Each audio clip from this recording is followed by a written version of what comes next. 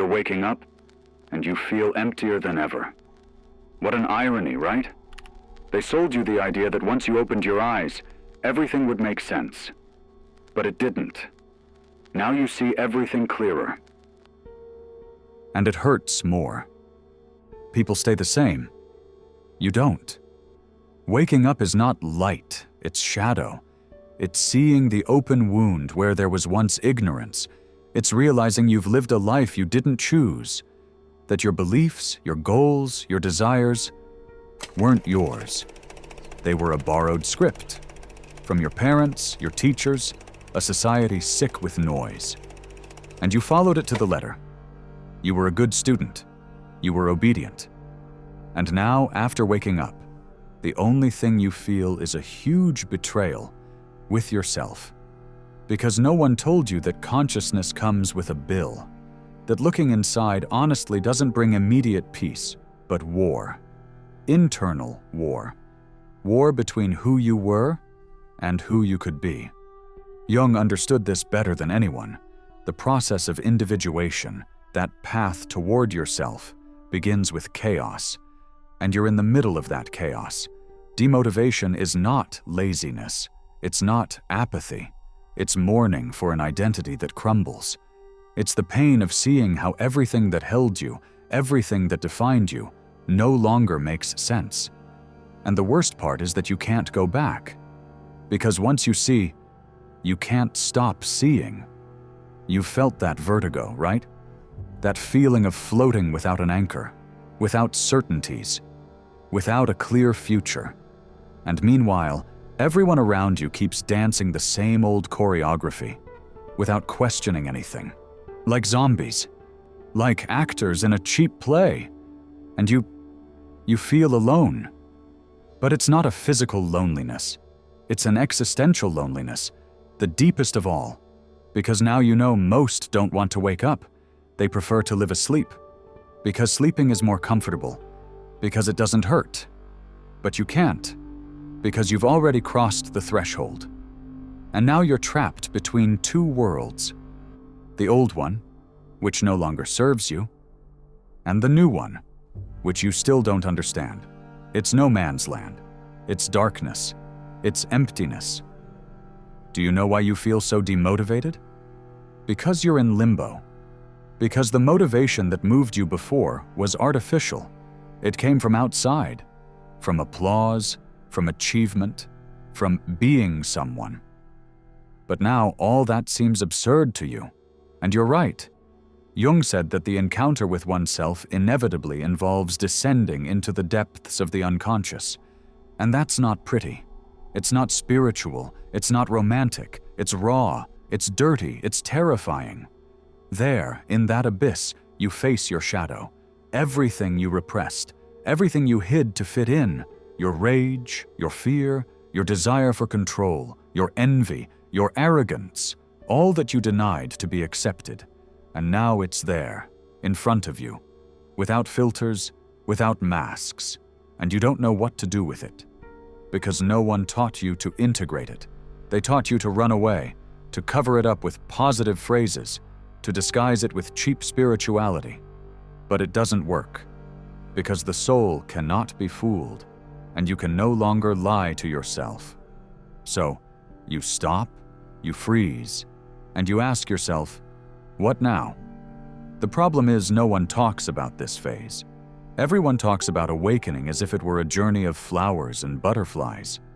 But it's not. It's more like a free fall without a net. A demolition. An internal fire where everything burns.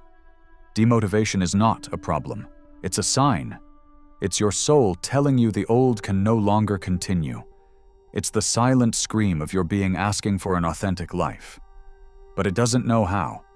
Not yet. And you know what's the worst? You try to explain it. And no one understands. Because you're still surrounded by sleeping people. People who still believe in empty success. In instant happiness. In pleasure as the way. And you don't believe in any of that anymore. So you isolate yourself. You make yourself small. You pretend. You put on a face of normality while inside you're falling apart. Because how do you explain that nothing motivates you anymore because you no longer believe in the game? You can't. Because the asleep hate the awakened. They're uncomfortable with them. They remind them of their own slavery. So they silence you. They ridicule you. They diagnose you. You're depressed. You lack attitude. You're going through a phase. They don't understand anything. But Jung did understand. He knew this emptiness is necessary. That without this fall, there is no rebuilding. That to be born as yourself, you must first die as what you believed you were. And you are dying, not in body, in identity, and it hurts. You're facing your shadow, but also the meaninglessness. Because now you know there is no universal purpose, no infallible guides.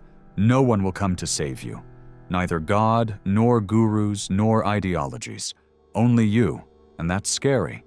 Because it implies responsibility. Because you can no longer blame anyone. Because if your life is empty, it's your task to fill it.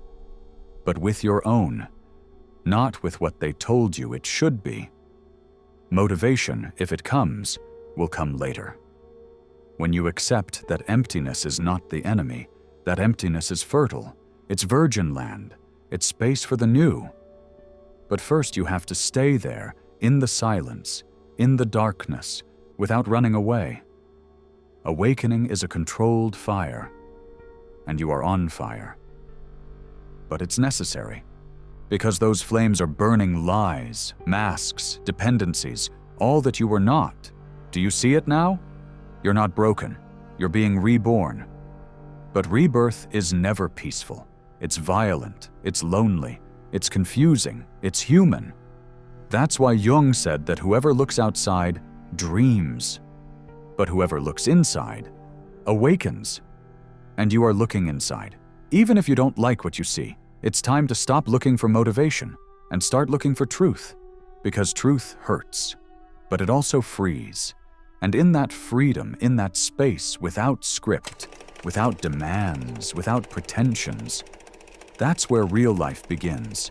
You have to allow yourself to fall, not escape, not dress it up, just fall, just watch everything collapse, and trust that when the time comes, you will build something new, something more yours, more honest, more alive.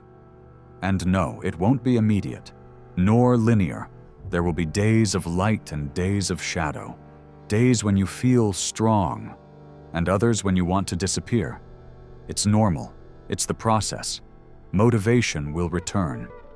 But it will be different. It won't be a race to stand out. It will be a silent force, an internal drive, a small flame, but real. And that will be enough, because you will no longer seek approval, nor success, nor recognition. You will seek meaning. You will seek presence. You will seek to be you, even if no one applauds, even if no one understands. That is true awakening. It's not understanding the universe. It's understanding yourself. It's not transcending the ego. It's integrating it. It's not fleeing the world. It's learning to inhabit it without losing yourself in it. And there, right there, in the middle of chaos, that's where your true story begins. Are you willing to write it? And now that you've fallen, that you no longer know who you are or where you're going, another silent enemy arrives.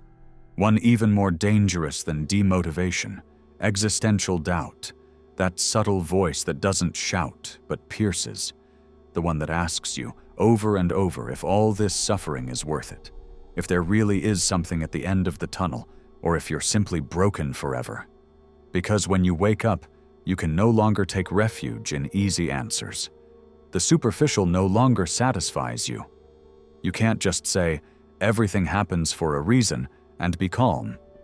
You can't swallow cliches anymore. No emotional placebo works. Because now you see. You see the absurdity.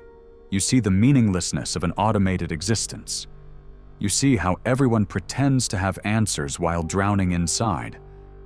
And then comes the temptation to give up, to close your eyes again, to pretend you saw nothing, to anesthetize consciousness, You've thought about it, I know. You've wanted to go back.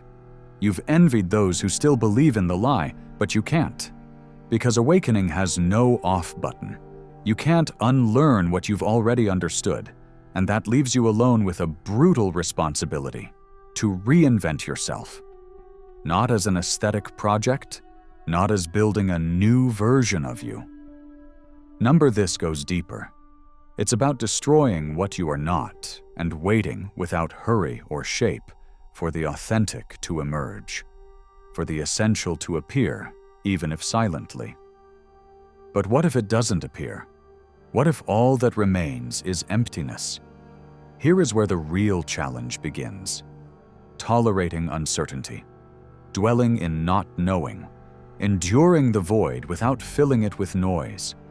Because in that void, there is you, what remains when everything borrowed disappears. And that's where Jung's psychological alchemy begins, transforming the lead of your shadow into the gold of your consciousness. But that requires something few are willing to do. Look at the wound without running. Look at the trauma. Look at the pain. Not to relive it, but to understand it. Because as long as you run from what hurts you, it will keep chasing you. The unconscious you ignore decides for you. Every choice you make, every relationship you repeat, every self-sabotage comes from that unintegrated part. That's why you feel stuck. That's why it's hard to move. Because parts of you are screaming from the basement of your mind. And until you listen to them, until you name them, they will keep sabotaging your life from the shadows.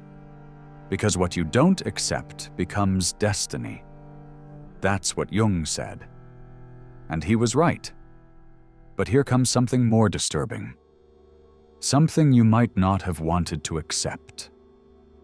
Part of you loves your pain. It has identified with it, because for years, it was the only thing that made you feel something. You were shaped by that suffering. And now, even though you say you want to heal, deep down you're afraid to let it go. Because who would you be without it? The identity built around suffering is a comfortable prison. Painful, yes, but familiar. And that's why it's so hard to let go. Because letting go means entering unknown territory, where you can no longer be the victim, where you can no longer blame your past, where there are no excuses. And that's dizzying. Because real freedom always scares. Because it forces you to be the author of your life. To make decisions without manuals, to assume consequences, to fail without blaming anyone. That's the burden of the awakened. There are no refuges anymore. There is only truth. But there is also beauty in that.